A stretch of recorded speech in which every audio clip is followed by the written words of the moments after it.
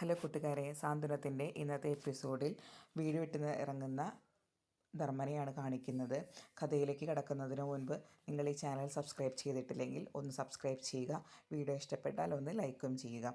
അങ്ങനെ ധർമ്മൻ അവിടെ നിന്ന് ഇറങ്ങാൻ വേണ്ടി ബാഗൊക്കെ പാക്ക് ചെയ്ത് ഡൈനിങ് ഹാളിലോട്ട് വന്നിരിക്കുകയാണ്. അപ്പോൾ ഇതേ സമയം എല്ലാവരും ധർമ്മനെ തടയുന്നുണ്ട്.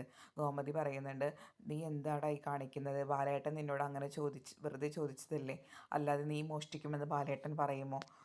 നീ എന്താണ് ഈ കാണിക്കുന്നത്? നീ ഇവിടുന്ന് പോവല്ലേ എന്ന് പറയുകയാണ്. ഇതേ സമയം ആനന്ദും ആകാശമൊക്കെ പറയുന്നുണ്ട്, അച്ഛൻ എന്തോ മണ്ടത്തരം പറഞ്ഞതാണ് മാമൻ അത് കേട്ടിട്ട് തുള്ളാൻ നിൽക്കല്ലേ, മാമനെ എവിടേക്കായി പോകുന്നത്? ഈ ദേവമംഗലം വിട്ടിട്ട് മാമന് പോകാൻ പറ്റുമോ എന്നൊക്കെ ചോദിക്കും.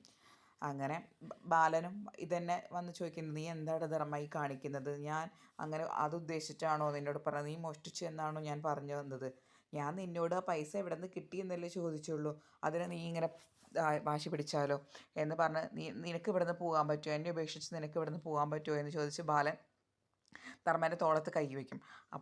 അപ്പോൾ ധർമ്മം പറയുന്നൊരു വാക്കുണ്ട്, ബാലേട്ടന് എൻ്റെ ദേഹത്ത് അധികാരം, എൻ്റെ മേൽ അധികാരം ഉണ്ടായിരുന്നു, ഇപ്പം പക്ഷേ ആ അധികാരമില്ല എന്ന് പറയും. പിന്നെ സുകന്യയുടെ അടുത്ത് പോയിട്ട് ധർമ്മൻ ആ വാച്ച് ചോദിക്കുകയാണ്, നീ ആ വാച്ച് ഇങ്ങ് തായോ എന്ന് പറയും. സുകന്യയ്ക്ക് ഇതെനിക്ക് ധർമ്മേട്ടൻ ഗിഫ്റ്റ് വാങ്ങി തന്നതല്ലേ, ഇതെന്തിനാണ് ഇനി തിരിച്ചു വാങ്ങിക്കുന്നത്?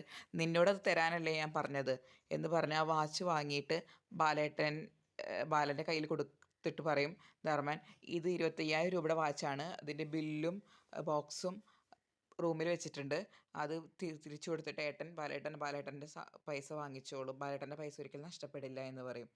അപ്പോൾ വീണ്ടും ബാലൻ പറയും, ധർമ്മ നീ എന്താണ് ഈ പറയുന്നത്? നിനക്ക് എങ്ങനെയൊക്കെയാണ് ഇങ്ങനെ പറയാൻ പറ്റുന്നത്? ഞാൻ നിന്നെ അങ്ങനെയാണോ കണക്കാക്കിയിട്ടുള്ളത് എന്നൊക്കെ പറഞ്ഞ് ബാലനെ കുറേ ന്യായീകരിക്കുന്നുണ്ട്. പക്ഷെ ധർമ്മൻ്റെ ഹൃദയം അത് അത്രത്തോളം നൊന്തു ധർമ്മനെ. കാരണം ധർമ്മനെ ഒരു കള്ളനായ പോലെ.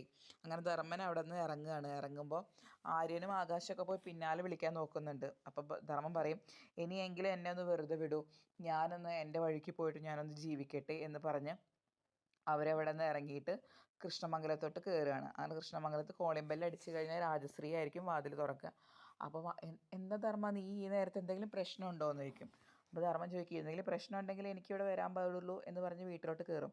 അപ്പോൾ എന്താ ധർമ്മ, എന്താ ഈ നേരത്തെ? എല്ലാവരും അവിടെ ഉണ്ട്, അച്യുതനും ഉണ്ട്, അശോകനില്ല, അമ്മയും കാണുന്നില്ല. ബാക്കി എല്ലാവരും വന്ന് ചോദിക്കുക, എന്താ മാമ, എന്ത് പറ്റി, എന്താ ചെറിച്ച, എന്ത് പറ്റി എന്ന് ചോദിക്കുന്നുണ്ട്. അപ്പോൾ ധർമ്മൻ പറയും, എന്താ എനിക്ക് എൻ്റെ വീട്ടിലോട്ട് വന്നൂടെ, എന്തെങ്കിലും പ്രശ്നമുണ്ടോ, ഞാൻ എൻ്റെ വീട്ടിലോട്ട് വരുന്നുണ്ട്, നിങ്ങൾക്ക് ഞാനൊരു ബാധ്യതയായോ എന്ന് ചോദിക്കുകയാണ്. അപ്പോൾ അച്യുതൻ പറയും, നീ എന്തൊക്കെയാണ് ഈ പറയുന്നത്? നീ ഞങ്ങൾക്കൊരു ബാധ്യതയോ? നീ കാര്യം പറ, എന്താണ് ഈ സമയത്ത് നീ വന്ന് കയറുമ്പോൾ എന്തോ പ്രശ്നമുണ്ടെന്നാണല്ലോ മനസ്സിലാക്കേണ്ടത്, എന്താണ് നീ കാര്യം എന്ന് പറ. അപ്പോൾ ധർമ്മൻ ചോദിക്കുകയാണ്, ഞാൻ ഈ വീട്ടിൽ എത്ര ആൾക്കാരില്ലേ, ഞാൻ ആരുടെയെങ്കിലും എന്തെങ്കിലും മോഷ്ടിച്ചിട്ടുണ്ടോ എന്ന്. അപ്പോൾ ആ ചോദ്യം കേട്ടപ്പോൾ തന്നെ എല്ലാവർക്കും ഒരു പന്തികേട് തോന്നും, എന്താ ഇവ എങ്ങനെ സംസാരിക്കുന്നത് എന്ന്. ഞാൻ ആരുടെയെങ്കിലും എന്തെങ്കിലും മോഷ്ടിച്ചിട്ടുണ്ടോ?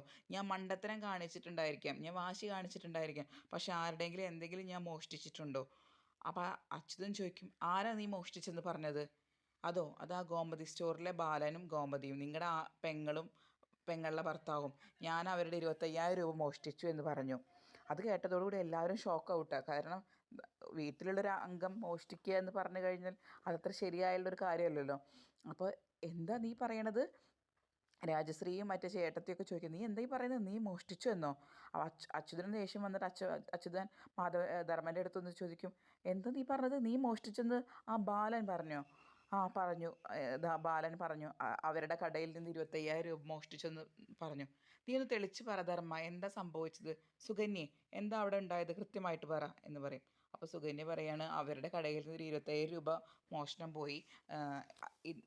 ഇന്ന് തന്നെയാണ് എനിക്ക് ധർമ്മേട്ടൻ ഒരു 25,000 രൂപയുടെ വാച്ച് വാങ്ങി തന്നത്. ആ വാച്ച് കണ്ടപ്പോൾ ബാലേട്ടൻ ചോദിച്ചു, ഈ വാച്ച് വാങ്ങാനുള്ള പൈസ നിനക്ക് എവിടെ നിന്നാണ് കിട്ടിയത് എന്ന്. അപ്പോൾ ഇതൊക്കെ കേട്ടിട്ട് സ്റ്റക്കായി നിൽക്കുകയാണ് നമ്മുടെ അനു ചോദിക്കും, അച്ഛൻ അങ്ങനെ പറഞ്ഞോ മാമ? അതായത് മാമൻ മോഷ്ടിച്ചെന്ന് അച്ഛൻ പറഞ്ഞോ? ആ പറഞ്ഞു മോളെ, നിനക്ക് വിശ്വസിക്കാൻ പറ്റുന്നില്ലല്ലേ? എനിക്കും ആദ്യം വിശ്വസിക്കാൻ പറ്റിയില്ല. ഞാനും ആദ്യം വിചാരിച്ചത് എൻ്റെ തോന്നലാണ്. ആദ്യം ചേട്ടൻ എന്നോട് തമാശയ്ക്ക് ചോദിക്കുക എന്നാണ് ഞാൻ വിചാരിച്ചത്. പിന്നെ ചേട്ടൻ കാര്യമായിട്ടാണ് ചോദിക്കുന്നതെന്ന് എനിക്ക് മനസ്സിലായപ്പോൾ എനിക്ക് മരിച്ചാൽ മതി എന്ന് വരെ തോന്നിപ്പോയി. ഈ നിമിഷം അങ്ങ് അവസാനിച്ചു പോയാലും എനിക്ക് വിഷമമില്ലായിരുന്നു. അത്രയ്ക്കും ഞാൻ വിഷമിക്കുന്നുണ്ട് എന്ന് പറയും. അങ്ങനെ അവൻ കരഞ്ഞ് വിഷമിച്ചിട്ട് അവിടെ നിൽക്കുകയാണ്. അപ്പോൾ മൂത്ത ചേട്ടത്തി പറയുന്നുണ്ട്, ധർമ്മന് മനസ്സിൽ വല്ലാതെ കൊണ്ടിട്ടുണ്ട്, അവൻ്റെ മനസ്സാകെ കലങ്ങിയിരിക്കുകയാണ്, ഇനി അവനോട് അതൊന്നും ചോദിക്കേണ്ട എന്ന് പറയാണ്. പക്ഷെ ഇതെല്ലാം കേട്ടിട്ട് ദേഷ്യത്തിലാണ് അച്യുതൻ. അച്യുതൻ പറയും, ഞാൻ ഇങ്ങനെ ഒരു കാര്യം എൻ്റെ അനിയനോട് ഇങ്ങനെ ഒരു ചോദിച്ചതിന് ഞാൻ അവിടെ പോയി പകരം ചോദിക്കും, ഞാൻ ഇപ്പം തന്നെ അവിടേക്ക് പോയിട്ട് ബാലനോട് ചോദ്യം ചോദിക്കാൻ പോവാണ്. അപ്പോൾ ധർമ്മം പറയും, വേണ്ട ഏട്ടാ, അവിടേക്ക് പോകണ്ട, അവിടെ ഉള്ളവരെ എല്ലാവരും ഞാൻ ആരെങ്കിലും ആയിട്ട് കണക്കാക്കിയാലേ ഇനി അവിടെ പോയി പകരം ചോദിക്കേണ്ട ആവശ്യമുള്ളൂ. എനിക്കിനി എന്നെ സംബന്ധിച്ചിടത്തോളം ദേവമംഗലം ഏതോ ഒരു വീട്, അവിടെയുള്ള ആൾക്കാരായിട്ടും എനിക്ക് ഒരു ബന്ധവുമില്ല. അപ്പോൾ പിന്നെ എന്തിനാ ചേട്ടൻ അവിടെ പോയി ചോദിക്കുന്നത്, അതിൻ്റെ ആവശ്യമില്ല എന്ന് പറയുകയാണ്. പക്ഷെ അച്യുതൻ പറയും, നിന്നോട് ഈ ചെയ്തിട്ടുള്ള ഈ ചതിക്ക് ഞാൻ ഒരിക്കലും ഇത് ഞാൻ മറക്കില്ല, ഞങ്ങളുടെ മനസ്സിൽ ഇതെന്തായാലും ഉണ്ടാവും. പിന്നെ ധർമ്മം പറയും, ഇനി ഞാനിവിടെ വന്ന് താമസിക്കുന്നതുകൊണ്ട് നിങ്ങൾക്ക് വല്ല ബുദ്ധിമുട്ടുണ്ടോ, അതുണ്ടെങ്കിൽ അത് പറ, ഞാൻ വേറെ എവിടേക്കെങ്കിലും പോവാം. അപ്പം അശോകൻ പറയും, അല്ല അച്യുതൻ പറയും, നീ എന്തൊക്കെയാണ് ഈ പറയുന്നത്, ഇത് നിൻ്റെ വീടല്ലേ, കൃഷ്ണമംഗലം നിൻ്റെ വീടല്ലേ, രാജശ്രീ ഇവർക്ക് പോയിട്ട് ഇവർക്ക് താമസിക്കാനുള്ള റൂം ഒരുക്ക്, എല്ലാ സൗകര്യങ്ങളും ചെയ്തു കൊടുക്ക് എന്ന് പറയുകയാണ്. രാജശ്രീ പറയും, ആ ശരി ചേട്ടാ, ഞാൻ ഇപ്പം തന്നെ ശരിയാക്കാം. അങ്ങനെ അനുവും ധർമ്മനെ ആശ്വസിപ്പിക്കുന്നുണ്ട്. അച്ഛൻ എന്താണാവോ അങ്ങനെ പറഞ്ഞത്, ചിലപ്പോൾ അച്ഛൻ അറിയാണ്ട് പറഞ്ഞു പോയതായിരിക്കാം, മാമൻ വിഷമിക്കരുത് എന്ന് പറഞ്ഞ് അനുശ്രീയും ധർമ്മനെ ആശ്വസിപ്പിക്കുന്നുണ്ട്. പക്ഷെ ധർമ്മൻ്റെ മനസ്സിലുള്ള സങ്കടം ധർമ്മൻ ഒരിക്കലും കുറയുന്നില്ല. കാരണം ഇത്രയും നാളും അച്ഛനെയും അമ്മയും പോലെയാണ് ധർമ്മൻ അവരെ സ്നേഹിച്ചത്. ധർമ്മൻ്റെ ഉള്ളിൽ വല്ലാതെ പൊള്ളിയിട്ടുണ്ട്. ഇതേ സമയം ആനന്ദും ആര്യനും ആകാശും ബാലനെ കൂടി സംസാരിക്കുകയാണ്. അപ്പോൾ ആനന്ദ് പറഞ്ഞു, അച്ഛൻ ഈ പറഞ്ഞത് ശരിയായില്ല, അച്ഛൻ എന്തെങ്കിലും മാമനോട് ചോദിക്കാനുണ്ടെങ്കിൽ മാമനെ അടുത്ത് നിർത്തി ചോദിച്ചാൽ മതിയായിരുന്നു, അത് മാറ്റി നിർത്തി ചോദിച്ചാൽ മതിയായിരുന്നു.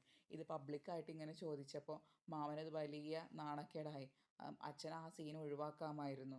അപ്പം ബാലൻ പക്ഷെ അതൊരിക്കലും അംഗീകരിക്കുന്നില്ല. ബാലൻ പറയുന്നത്, ഞാൻ അവനോട് ആ വാച്ച് വാങ്ങാനുള്ള പൈസ എവിടെ നിന്ന് കിട്ടിയെന്ന് മാത്രമേ ചോദിച്ചിട്ടുള്ളൂ, അവൻ്റെ കാര്യങ്ങളെല്ലാം ഞാൻ അറിഞ്ഞിരുന്നതല്ലേ, എല്ലാം ഞാൻ അറിയണ്ടേ, അതിലെന്താണ് തെറ്റ് മക്കളെ, നിങ്ങൾക്ക് എന്താണ് ഇതിൽ തെറ്റ് തോന്നുന്നത്?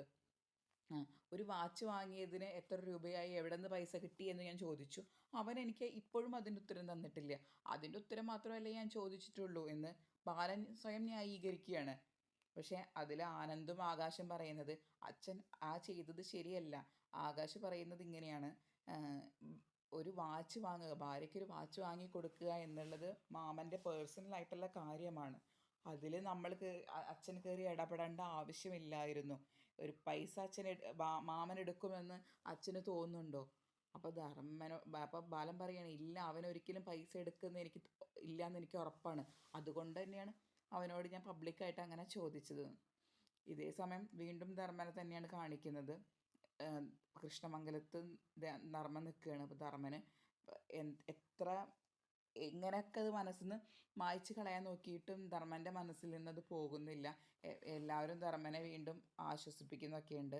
അച്യുതൻ പറയുന്നുണ്ട്, നീ വിഷമിക്കേണ്ട ധർമ്മ, നിങ്ങൾക്കിവിടെ ഒരു കുറവും വരില്ല, എന്താണ് വേണ്ടതെന്ന് വെച്ചാൽ ചെയ്തു നോക്കുക, നീ ഇപ്പോൾ പോയിട്ട് സമാധാനമായിട്ട് കിടന്നുറങ്ങ്, ഇനി എന്ത് ചെയ്യണം എന്നുള്ള കാര്യമൊക്കെ നമുക്ക് പിന്നീട് ആലോചിക്കാം, ഇപ്പം നീ സമാധാനമായിട്ട് കിടന്നുറങ്ങ്, നാളെ നേരം വെളുക്കട്ടെ, അതിനുശേഷം നമുക്ക് എന്താണ് വേണ്ടതെന്ന് വെച്ചാൽ വേണ്ട പോലെ ചെയ്യാം എന്ന് പറഞ്ഞ് ധർമ്മനെ സമാധാനിപ്പിച്ച് ഉറക്കാൻ വിടുകയാണ് അച്യുതൻ.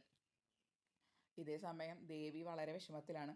കാരണം ദേവി കാരണമാണല്ലോ ഇങ്ങനൊരു പ്രശ്നമുണ്ടായി എന്നുള്ളൊരു ചിന്തയാണ് ദേവിക്ക്. അപ്പോൾ ദേവി ഗോമതിയോട് ചോദിക്കും, അമ്മേ, ഞാൻ കാരണമാണല്ലോ ഇങ്ങനെ ഈ പ്രശ്നം ഉണ്ടായത്, അതിൽ അമ്മയ്ക്ക് എന്നോട് ദേഷ്യമുണ്ടോ എന്ന് ചോദിക്കും. അപ്പോൾ ഗോമതി പറയുകയാണ്, മോളെ, നിന്നോട് എന്തിനാണ് ഞാൻ ദേഷ്യപ്പെടുന്നത്, നീ ബാലയേട്ടൻ പറഞ്ഞ ജോലി നീ കൃത്യമായി ചെയ്തു, അതിൽ നിൻ്റെ ഭാഗത്ത് തെറ്റൊന്നും വന്നിട്ടില്ലല്ലോ, പിന്നെന്താ, നീ ഇത് ആലോചിക്കണ്ട എന്നൊക്കെ പറയാണ്. പക്ഷെ ദേവിക്ക് വിഷമം സഹിക്കാൻ പറ്റുന്നില്ല. അപ്പോൾ ദേവി ഇങ്ങനെ കരയാണ്. അപ്പം ഇത്രയും മീനും ആശ്വസിപ്പിക്കുകയാണ്, ചേച്ചിയുടെ ഭാഗത്ത് തെറ്റൊന്നും വന്നിട്ടില്ലല്ലോ, ചേച്ചി അച്ഛൻ പറഞ്ഞ ജോലി കൃത്യമായിട്ട് ചെയ്തു, അത്ര മാത്രമല്ലേ ഉള്ളൂ, അതിനിപ്പോൾ എന്താണ് പ്രശ്നം? അപ്പോൾ അവിടേക്ക് ആകാശവും ആര്യനൊക്കെ കൂടി വന്നിട്ട് പറയുകയാണ്, നമുക്ക് എല്ലാവർക്കും കൂടി പോയി മാമനെ വിളിക്കാം, മാമൻ നമ്മളെല്ലാവരും കൂടി വിളിച്ചാൽ മാമൻ വരും. അപ്പോൾ ബാലനും അങ്ങോട്ട് വരും. അപ്പോൾ ഗോമതി, ബാലേട്ടൻ പോയി വിളിക്കുക അവനെ, ബാലേട്ടൻ പോയി വിളിച്ചു കഴിഞ്ഞാൽ അവൻ വരും. പറ്റില്ല ഗോമതി, എനിക്ക് അവനെ പോയി വിളിക്കാൻ പറ്റില്ല, ഞാൻ പറഞ്ഞിട്ടില്ലല്ലോ അവൻ പോയത്, അവൻ്റെ ഇഷ്ടപ്രകാരമല്ലേ അവൻ പോയിട്ടുള്ളത്, ഞാൻ പോയില്ല, നിനക്ക് വേണമെങ്കിൽ നിനക്ക് പോയി വിളിക്കാം, എൻ്റെ മക്കൾക്ക് വേണമെങ്കിൽ മക്കൾക്ക് പോയി വിളിക്കാം, എൻ്റെ മരുമക്കൾക്ക് വേണമെങ്കിൽ മരുമക്കൾക്ക് പോയി വിളിക്കാം, പക്ഷെ അല്ലാണ്ട് ഞാൻ പോയി വിളിക്കില്ല എന്ന് പറഞ്ഞ് വാശിയിൽ തന്നെയാണ് ബാലൻ. അച്ഛൻ പോയില്ലെങ്കിൽ വേണ്ട, നമുക്ക് പോവാം എന്ന് പറഞ്ഞ് ബാക്കി എല്ലാവരും തയ്യാറായി നിൽക്കുമ്പോൾ ഗോമതി ഒരു നിലപാടെടുക്കുകയാണ്. ഗോമതി പറയും, ബാലേട്ടൻ പോയി വിളിച്ചില്ലെങ്കിൽ നിങ്ങളാരും പോയി വിളിക്കേണ്ട, ബാലേട്ടൻ തന്നെയാണ് ധർമ്മനെ പോയി വിളിക്കേണ്ടത്, അല്ലാതെ വേറെ ആരുമല്ല എന്ന് പറഞ്ഞ് ഗോമതി ഉറച്ച് നിൽക്കുകയാണ്. ഇത്രയുമാണ് ഇന്നത്തെ എപ്പിസോഡിലുണ്ടായ വിശേഷങ്ങൾ. വളരെ നേരത്തെ സാന്ത്വനം 2-വിൻ്റെ കഥകളും കഥാപാത്രങ്ങളുടെ വിശേഷങ്ങളും അറിയാൻ ആദ്യം നിങ്ങൾ ഈ ചാനൽ സബ്സ്ക്രൈബ് ചെയ്യുക. വീഡിയോ ഇഷ്ടപ്പെട്ടെങ്കിൽ ലൈക്ക് ചെയ്യാനും മറക്കല്ലേ.